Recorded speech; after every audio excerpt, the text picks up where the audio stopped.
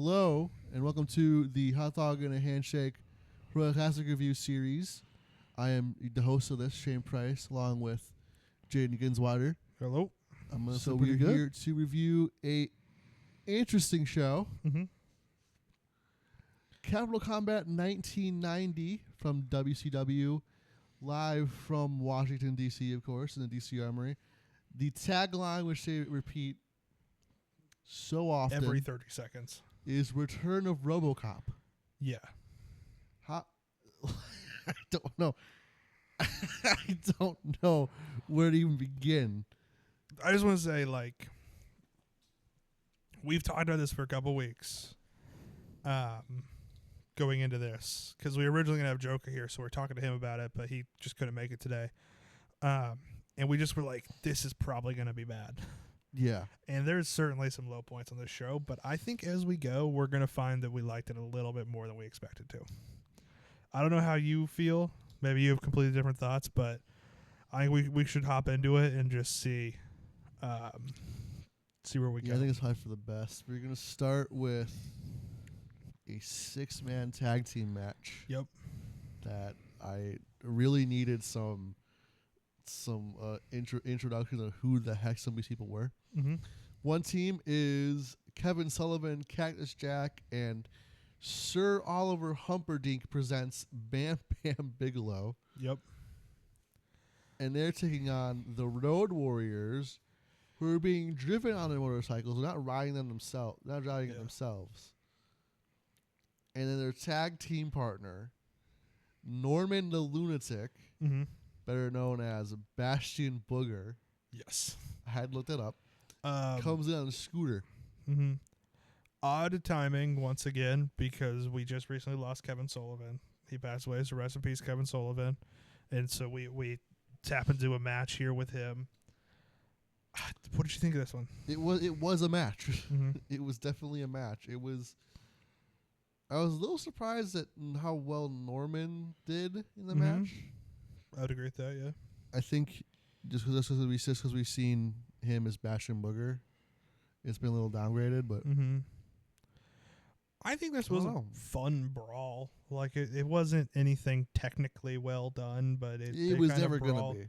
Brawled around for a bit. It's the It's getting the Road Warriors on the show to hype people up to start off, and then of course, Bam Bam, Cactus Jack, legends. So, really interesting to see. Cactus Jack in 1990 is an interesting figure because this is pre-ECW. So it's kind of interesting to see where he was then.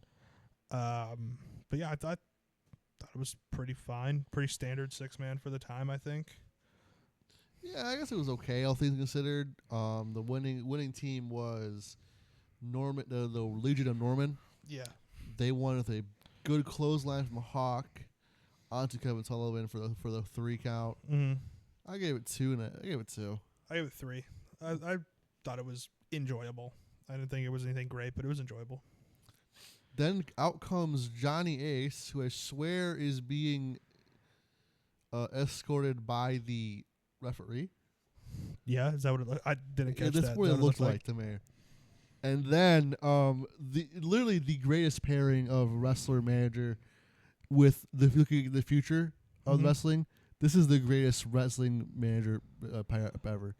Mean Mark Callis and Teddy Long. Yeah, you're gonna go 1-on-1 with Mean Mark. He's making Johnny Ace go poor old Johnny Ace, heel power, go 1-on-1 with the future Undertaker. Yep. Holla holla. Very interesting careers these these 3 would lead from here on. Definitely an interesting. And of course, Johnny Ace is named in the lawsuit that is facing WWE right now, the huge scandal. So remember, once again, we're rating this based on the time and the art form. We're trying to keep the outside world out of this. So we're rating it based on the work. People power. Yeah. Kind of got squashed, though. Yeah, it was a 10-minute long match. It felt like a beating. It didn't really feel like Johnny Ace did much. It really did. There were some good moves from Johnny Ace. I like the dives. Mm-hmm. But Mean Mark, as in most of his career, was just far too much. Yeah. Johnny Ace, because I've watched a lot of this era. I find a lot of fun in this era. I know it's not usually technically well done or well booked, but there's a lot. I think this is a fun era of WCW from like 88 to like 92. You know what I mean? That kind of 5-year span. Johnny Ace is a much better tag team competitor than he is as a singles guy. Yes. So that this one just didn't really work for me. I gave it 2.5 stars. I gave it 2.5 as well. Yeah, that was just kind of middle of the road. This is his last match at WCW because Is it really? This is right before the NWA leaves All Japan around in the dust, and Johnny Ace would stay over there. Oh, okay. So it's Johnny Ace's last match. Yes. Not the Undertaker's last match. No, Undertaker's. Well, he's coming up too. To be fair, so yeah, because is it 90 or 91 it's Survivor 90, Series? so Yeah, so like within the next 6 months, he'll be done with WCW and he'll be on to being the Undertaker. But yeah. He actually, I want to put out the finish here. It's kind of like the beginnings of Old School. Oh, really? Because he walks the rope for the elbow drop. Yeah. Which a guy his size should not be doing. I want to put that in mind. A guy his size should not be doing this crazy lucha stuff. Absolutely. Is there? I don't remember. Is there something in between these next matches? I feel like there is. I didn't write down anything between these matches. But also, I don't think I wrote down all the promos and stuff unless there was something worth noting. Okay. So then we get to the third match of the night, which was a match. I wrote down that Tommy Rich and Mike Rotunda look like some guys. Mm-hmm. And I feel like that's a lot. We're going to see that often. It's that WCW is kind of has guys. Wrestling. Yeah, there's some WCW guys that just kind of feel like the everyman. Yeah. Like just like a bar fighter. And I think that's kind of cool sometimes. But they're taking on the Samoan SWAT team. Which is the Samoan Savage, the Tonga Kid, Jacob Fatu's dad, and Fatu, who is Rikishi. Yep, the father of the Usos and Solo Sikoa. Yeah, there's a little bloodline match going here. Yep, little bloodline action. They take on, of course, Tommy Rich, who is better known for being Tommy Wildfire Rich. Yeah, I love the nickname Wildfire. Mike Rotunda, who you probably know as VK Wall Street. As IRS. Yeah. Erwin R. Shyster. Gotta say, Tommy Wildfire Rich, one of the more underrated nicknames in wrestling history. Yes. Wildfire is an awesome nickname. It really is. What do you have on this match? Because I actually have quite a bit of notes. This match was, in fact, a match. There were some interesting moves. It didn't click with me. I think I liked this a lot more than you did. All right. My first note here is these Samoans are doing a lot of complaining for such tough guys. Like, they're these tough monsters, and they're just complaining to the refs like they're LeBron James. Like, it doesn't make any sense. Hey, it runs in the family. Yeah. Why do you think Jacob complains so much on the Indies? And why do you think the Usos complain so much? It runs in the family. There's a point where Fatu misses a headbutt because Tommy Rich rolls out of the way, but he would have missed by 1.5 feet even if Tommy didn't move. It was really funny. And then I realized both teams were cheating in this match. Both teams kept fake tagging and double team behind Randy Pee Wee Anderson's back. My theory is they don't like Randy's mullet.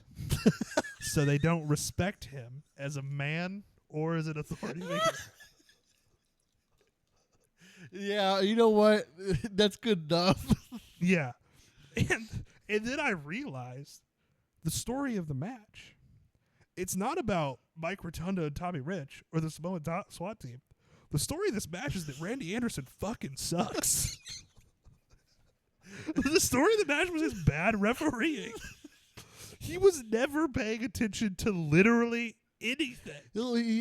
I pulled up a picture of his mullet, and folks, if you haven't seen it, which I've seen it now in video and picture form, it is something. Yeah. There will be a picture on the screen for this. But yeah, that's my thing. I found this really fun because I think you were focusing on the wrestling, but I realized the story of this match was how bad Pee Wee Anderson is at refereeing. You know what? That's fair. I'm going to change my rating. What did you give it? I gave it 3 1/4. Oh my god, really? Yeah, I liked Oh this. my god.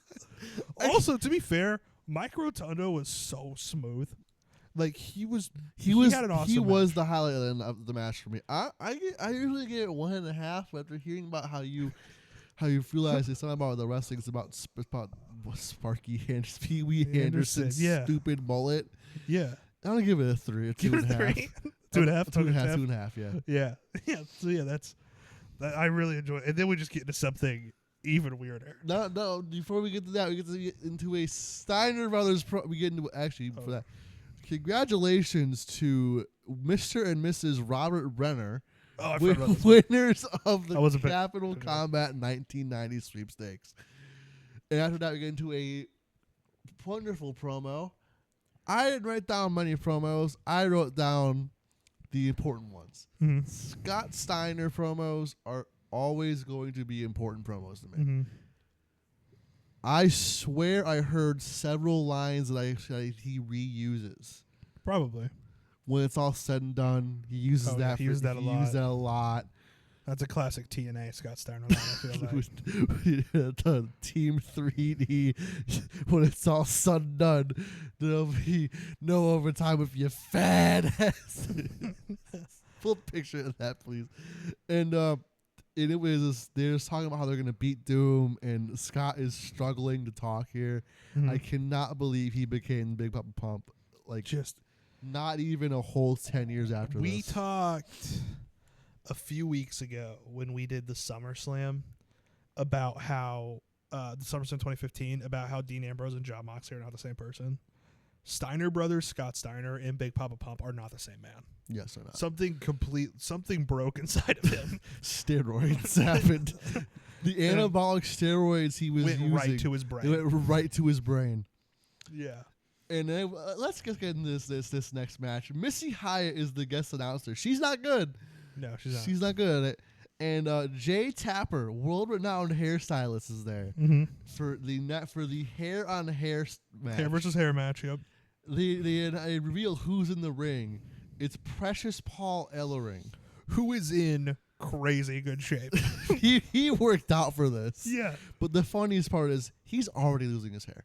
Yeah, he's already going bald. Oh man, he's gonna fight some big guy and he'll lose. Honestly, both of them were kind of going bald. Yeah, but you kind of see it. That's fair. So I'm thinking, he's gonna fight some heel who's gonna part of a tag team, and they're gonna fight Legion of Doom, and Legion of Doom's gonna win. No. By God, the guy who comes out next is the funniest part. I was laughing my ass off for this. Sugar Ray Long comes out, and by God, it's Teddy Long. Theodore Sugar Ray Long. It is Teddy Long. Yeah. We're getting Teddy Who Long. was also in pretty good shape. He was. He really was. His hair, he has a big bald spot off his head, though. And the headgear is not helping. Yeah. By goodness, this was... It's something. What is it, like 3 minutes long? Not even. Yeah. It's 2 minutes. Wikipedia has it down as 1 minute 57 seconds. Yeah. Ellering wins. This was fun. This was fun. This wasn't a match. It was a segment. Yes. Right? I'm going to have to give it like 1.5 as a match just for my rating system, right? But it was fun. It was just a goofy little segment. Yeah. Like I gave it 1 as a match.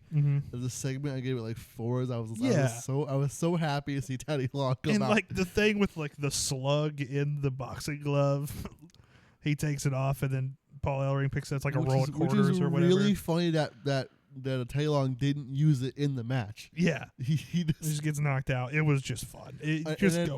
Also, right after the 3 count, Jay Tapper gets to work. Dude, he just goes right in. He just jumps right in. Yeah, it was just fun. Did you write anything down about the promo after this? No, but it's a 4 Horsemen promo.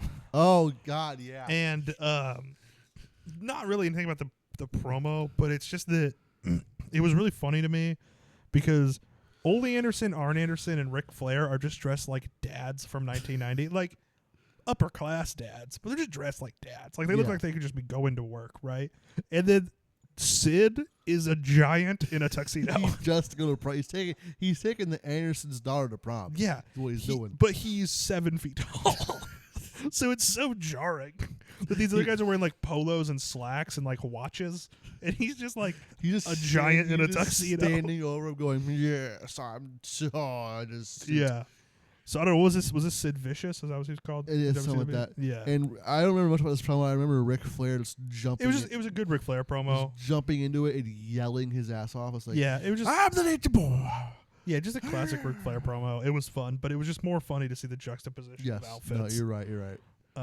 Before we get into our next match, our next match includes Jim Cornette, who did not know about the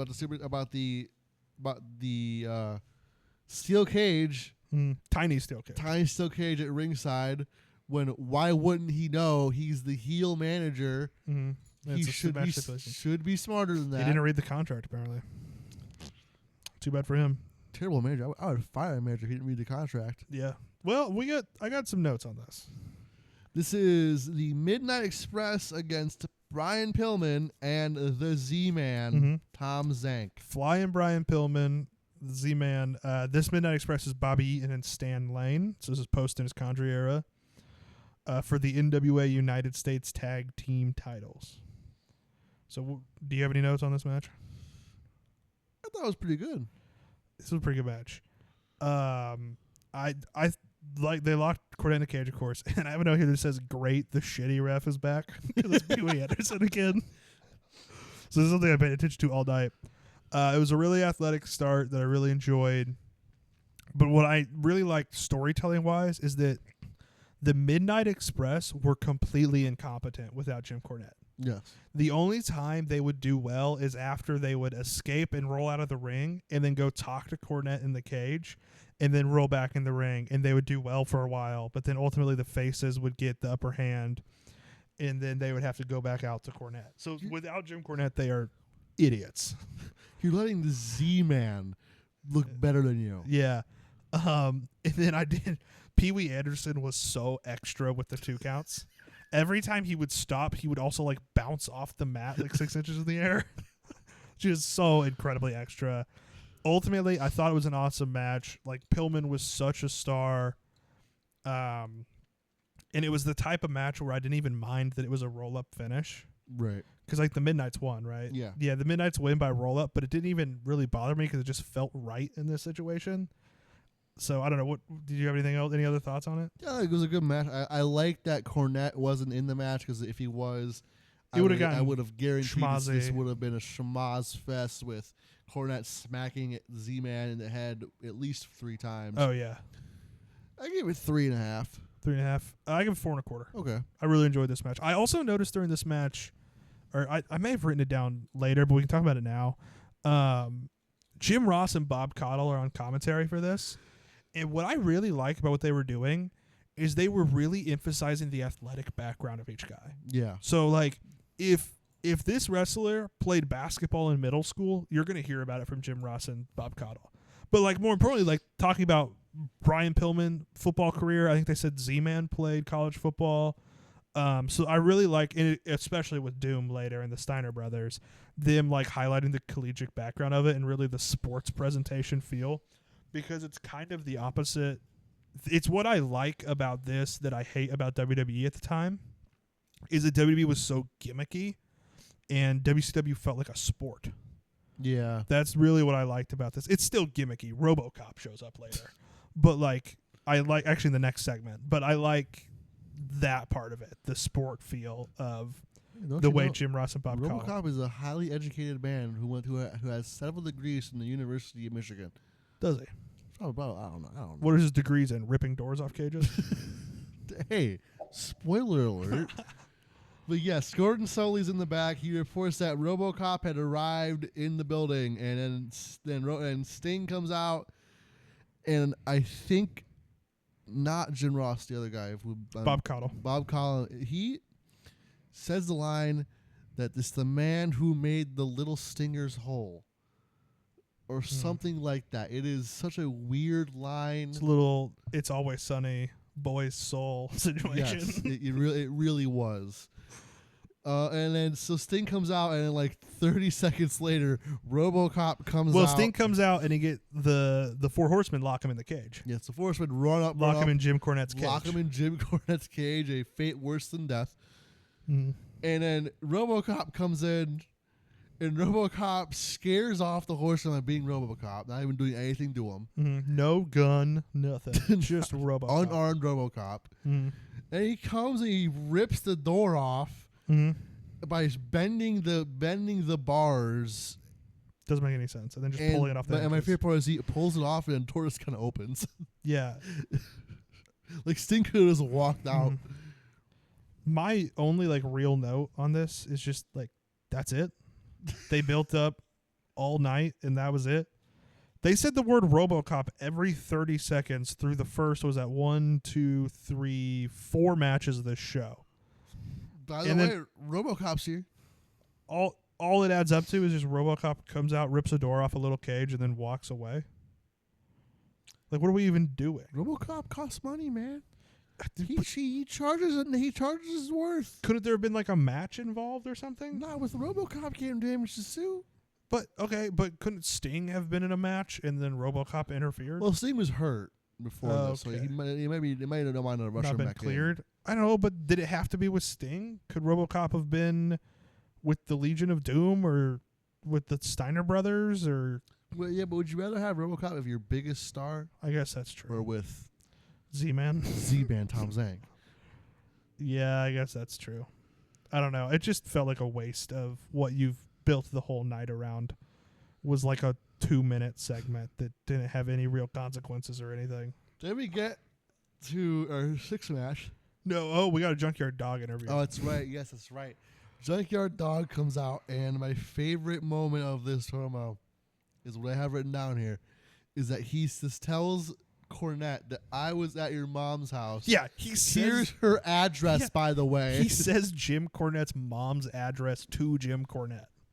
Like, hey, Awesome. Cornette, you know where I was? I was at 123 Appleyard Street, Louisville, Kentucky. You're like, that's my mom's house. Yeah. He's like, that's right, I'm your daddy. Yeah. There's some strong competition for Heat Check. There really is. There's really some strong competition. There really is. And then we get to our sixth match after that promo.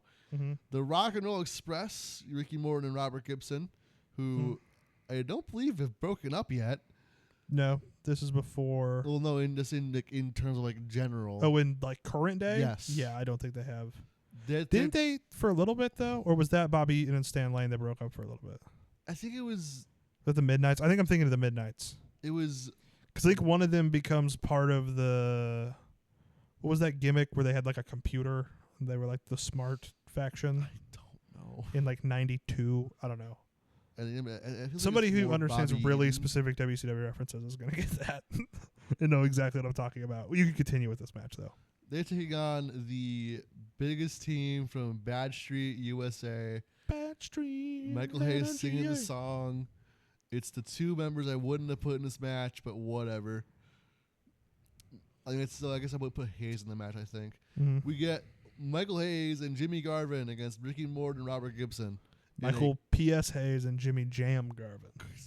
Excuse me. Yeah. In a corporal punishment match. Mm-hmm. It's a strap match.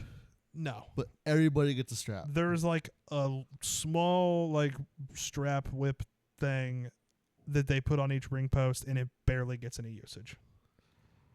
That's like, yeah. One of my notes is literally not enough whippage. But I guess this is pre-ECW, so this companies just weren't thinking like that. Devo's song's already out, so they're not listening right, so I don't know. I don't know. I mean, Was, anything on this match? I kind of rated it low just because it was billed as a match that wasn't really used. Yeah, it definitely dropped my rating of it. If this was just billed as a tag team match, it would have been a really, really good tag team match. You know, it was a good match. Yeah, but it wasn't a corporal. It wasn't a corporal punishment match. I felt like it went on like 5 minutes too long. That's fair. But it was pretty good. And then my only other complaint is that Ricky Morton pins Michael P.S. Hayes, but Robert Gibson was the legal rock and roller. So somebody messed up. I mean, Dusty Rhodes is up back in the back booker, and he's not going to do anything. Yeah, right? Dusty Rhodes does not pay attention to the refereeing at all, except for the match where he made Pee Wee Anderson look like a fool. Pee Wee Daddy, you're going to look like terrible, horrible. Nobody's going to like you. Yeah. I gave it 3 1/4. I gave it 3. I think I gave it 3. 3? That's fine. And then, is there another interview? I don't know. There might be, but it wasn't important enough for me to write anything down. So on let me get to Teddy Long coming up with a bandana. Might have been like a Luger interview before this. Looking totally cool. Mm-hmm.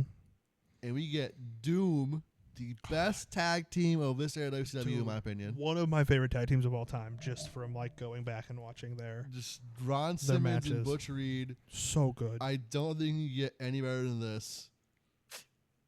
Has there ever been a more intimidating tag team than Doom? Maybe like if you put Doom in like the modern era, they'd be huge. Dude, yes. Taking on Rick Steiner and Scott Steiner, the Steiner Brothers. Hmm. This match was really good. Yeah, for the NWA tag team titles. By the way, just throwing that in there. But yeah, it was a really, really good match. What do you want to break it down? I'll let you break it down. This is your motion, man. Yeah. There is a Rick Steiner pile driver to Ron Simmons where he landed on his knees instead of sitting. Brutal. And it looked brutal. Brutal. That's going to get an 8.8 Ooh, on the Jayden Ginsweiler pile driver scale.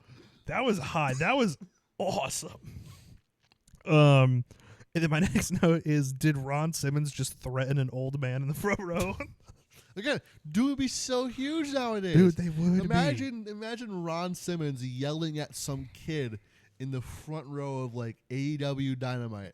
Or like GCW Los Angeles. Like, you know what I mean? Yelling at Twitter user Ash Dabbith in LA in GCW, yelling at her, being the most ferocious man on the face of the earth. Yeah. JR called Ron Simmons Burt Reynolds' favorite wrestler. And I think has come up on our show before, but it's just, I love it every time I hear it. These Burt Reynolds' favorite wrestler. Can we be Burt Reynolds' favorite podcast? Like, can we co-opt ourselves with that? It's a very good back and forth matchup. There was another pile driver in this match, Butch Reed on Scott Steiner. I give that a 7.5 out of 10 on the Jayden Ginsweiler pile driver scale. The Doom Boys love them some pile drivers. There is one point where Rick is legal, but of course Pee Wee Anderson started counting a pin on Scott. But then he kicked out. It didn't really matter. Doom won. This match was incredible, dude. I gave this 4 3/4. So good. I gave it 4.5. Yeah, this was so good. This was such a hidden gem. The Steiner Brothers versus Doom. More of these kind of WCW matches and less of the Tom Zank WCW matches. Yeah. Also, shout out to local legend Butch Reed, may I add. Yeah, where's he from? Born and raised in KC. Oh, really? That's cool. I didn't know that. He played football at UCM. Okay.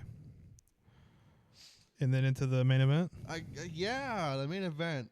The ending is just, ugh. Yeah, it's Dusty Rhodes at his finest. Dusty Rhodes at his finest. We get a steel cage match for the NWA World Heavyweight Championship. The 10 pounds of gold. Big Goldie. Whatever you want to call it. It's Big Gold. That's right, yeah. My mistake. But it's Big Gold. It's special. It's Ric Flair with the Big Gold. Mm-hmm. Nancy Sullivan, woman next to her. Yep. But Lex Luger enters as NWA US champion. Lex Luger looking good. Jacked out of his mind. Yeah.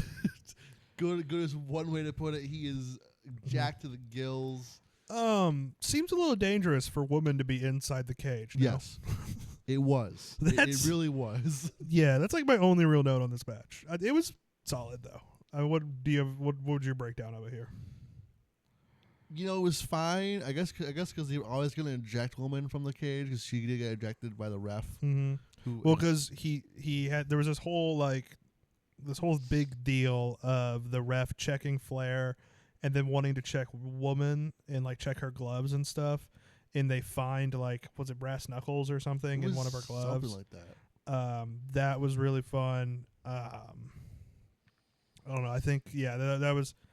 I mean, that was kind of interesting, but it's just the schmozzy finish. Let's break down the finish stuff. Yeah, go ahead. Break down the finish. You go through it step by Luger step. has him in the torture rack, and I don't know why. We need more torture racks in modern wrestling, by the way. I agree. It's such an underused finisher. It is. Imagine like Powerhouse Hobbs throwing out a torture rack. Like, that'd be awesome. I legitimately think if somebody like wrenches it in like, and they start going like this with the guy, or like they look nasty. What about like Rhea Ripley doing a torture rack to some of those like flexible gymnast women's wrestlers in WWE? Yeah, Zelina Vega, like those.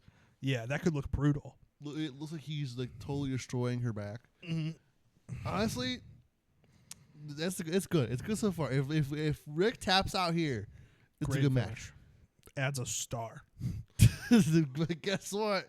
He doesn't tap out.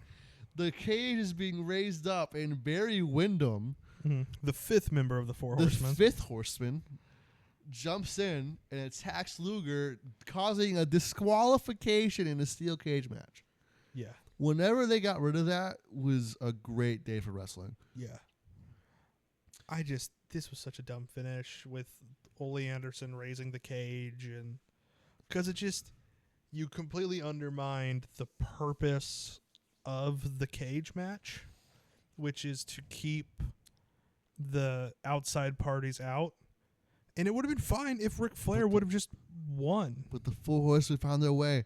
The Four Horsemen found a way. They always do. Throw up the four. Yeah, it's just because you could have had Ric Flair just win and just prove that he was the better man than Lex Luger. You know what I mean? Or even something less schmozzy where just like the cage doesn't come up, but like the ref doesn't see a low blow or something. You know what I mean? I don't know. And then Sting, sans Robocop, because there's no fun in this world, comes out and he's held by the Horsemen, and then El Gigante.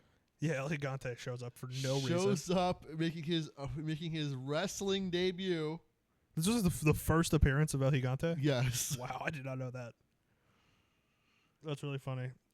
Did we start our ratings for this match? Not yet. I gave it 3 1/4. I gave it just a 3. Okay. Yeah, it was kind of a disappointing main event after such an awesome tag team match between the Steiners and Doom. It was a really disappointing main event. Any other notes on the main event before we go into categories? I do not have any. All right. Well, best moment. Let's start it off. What are you going to give best moment to? I know mine. Mine's got to be that Rick Steiner pile driver. Yeah. The knees pile driver instead of the sitting knee down. Pile driver was probably the best one. That was awesome. That looked like some All Japan stuff, not WCW 1990. You know what I mean? So that's probably give it mine. to that whole match. I probably would. Yeah. But MVP of the night. I want to say Doom. Want to say Doom? Yeah. Because they were the best match they won. So it's true. But there is one guy who had the best match and the best promo of the night, and that was Scott Steiner. You're right. I'm gonna go Scott Steiner. It's because they didn't let Doom speak. Imagine they let Doom like let Ron Simmons cut some promos. I think he did a little bit after that match. They did a little promo, and Ron talked a little bit, but not as good as Scott Steiner was. Imagine Ron saying, "Damn!" at in 1990. Ron Simmons doing the Steiner math promo. Damn, I got a 141% chance of winning. Yeah. Heat Check Award. Now we got a lot of candidates here. There's a lot here we can pick Teddy from. Long, Paul Ellering, Junkyard Dog, RoboCop, Jim Cornette. I mean, it's a pretty nice list. To me, it's a 3-way race with RoboCop, Junkyard Dog, and Teddy Long. Yeah. What are you gonna give it to? I told you I was going to get Sid in his tuxedo is also... That's also a good one. Sid's tux. Sid's tuxedo. Specifically the tux. Yeah. I'm going to say Junkyard Dog because that promo was really good. Yeah, I think I'm going to go JYD also. We'll go Heat Check JYD. Like that. Apex Mountain. Let me just run down the card here. Is this not Flying Brian, not the Midnights or the Rock and Rolls? Is Apex Mountain for Robocop? No. Say probably Robocop 1 is probably the Apex Mountain. That's the best map part. Sadly, I think I have to ask you this: is this the peak for Doom? Yeah, this is probably Apex Mountain for Doom, Which is insane. Mm-hmm. We're big Doom? We're big Doomers over here. Yeah, we're big Doomers. Yeah, I think this is probably Apex Mountain for Doom. Is this the Apex Mountain for Lex Luger? No, No. because he wins the title. Oh, he does win the title, doesn't he? Yeah. I think we're probably past the apex of the Four Horsemen, honestly. I would say. I think we're past the glory days of the Four Horsemen. So yeah, I guess the only one really is Doom. Is this Apex Mountain for Tom Zank? Yeah. Does he have an Apex Mountain? Probably not. He's maybe like an Apex Hill for Tom Zank. What was surprise of the show for you?